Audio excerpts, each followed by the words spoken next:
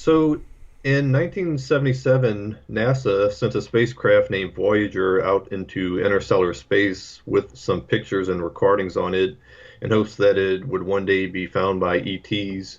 It also includes a letter by Jimmy Carter, and it's not too long, so I'll just read it to you in case you haven't heard this yet.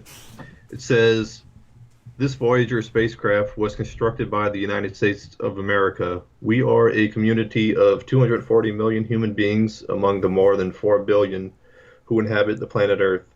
We human beings are still divided into nation states, but these states are rapidly becoming a single global civilization.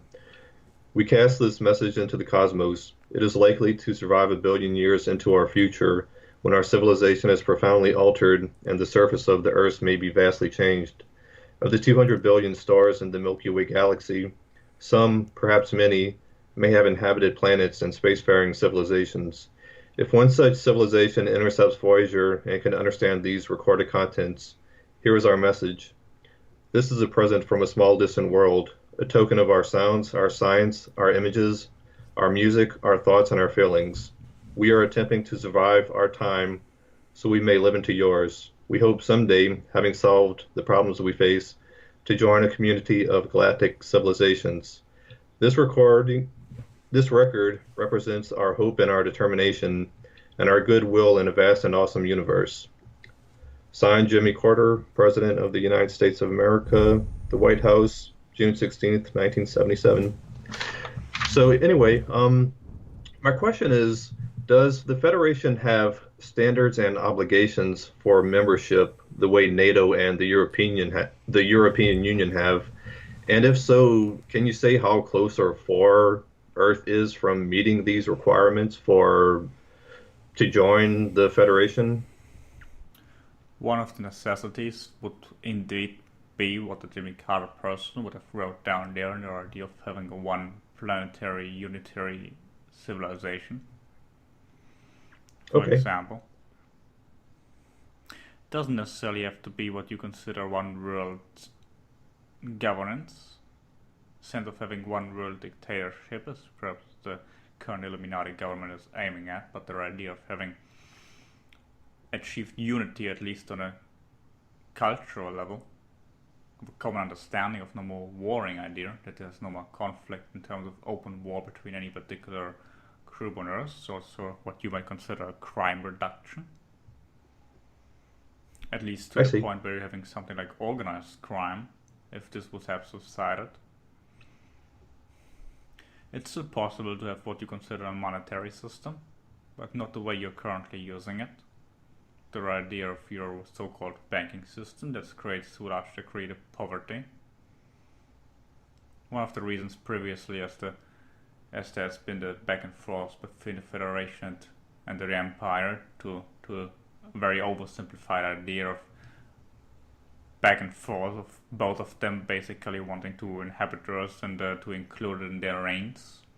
And again, the star seeding idea to a large degree you can look at to see the individuals that have come to your planet with this mission of altering in the direction of becoming more something like what the Federation would anticipate as a pristine membership, which might still take a few centuries until you reach this point, but greatly depends on you. It's unlikely that it's happening what you consider in your lifetime, but doesn't mean that you can't have contact in your lifetime. To create, you can be altering your course more and more with open contact. But it's unlikely that you will reach the point where you can apply what you're considering for membership, as you have countries that can apply for membership and in what you mentioned previously on your planet. You don't necessarily need one world language, for example, but the ability to communicate, at least with beings outside of your world in a telepathic sense, can certainly be very enhancing. Um, okay, thank you. Something like Um, the poverty, the gap between the rich and the poor would also have to be close to a certain degree. It's something, for example, that one of the ideas of the Jesus person bring forward, or as has been previously shared, the various incarnations of what you considering prophets or teachers in a religious sense, or political entities such as the Karl Marx person bring forward the idea of having a general concept of unification of people under a more economically balanced system where something like prosperity for all, or what you consider universal healthcare, etc., is quite possible, which you could achieve from your own standards right now if you would make the correct alterations. I see. Do you personally have any general advice for the human species on Earth that might help us learn to, so to speak, live together and survive our time so we may live into yours? We don't necessarily interfere with people in your world to the degree that we make course alterations. The idea of implementing technology would perhaps be very useful. Not the idea of having it take your planet over under artificial intelligence, but sharing the technology that you already have with everybody. The nuclear energy is perhaps dangerous. It can be very useful. This is one of the most advanced forms of energetic exchange on the planet. It's certainly more recommendable than using what you're considering fossil fuels. If you would completely have something like an energy revolution, that would be very useful for you. If you would use more solar energy especially, it's much better than just having solar panels for individual people as you're using it now. You could, for example, send various satellites that collect solar energy that could be implemented in your world and make almost all your fossil fuels a thing of the past. But when it comes to the weapon arsenal, we would certainly recommend all of your countries to stop what you're considering the current trumps of war that are going on in various areas of your world, particularly the Middle East, of course, but also other areas where you're threatening with nuclear attacks. So if all countries would get rid of at least what you're considering weapons of mass destruction, it would certainly be very useful. If you wish to survive to a certain degree where you can have something like a civilization that's up for membership. Yeah, that's all very good advice, and I hope I do see that in my lifetime. But anyway, Jimmy Carter is still alive. He's 93 and does have an email address where people can reach him.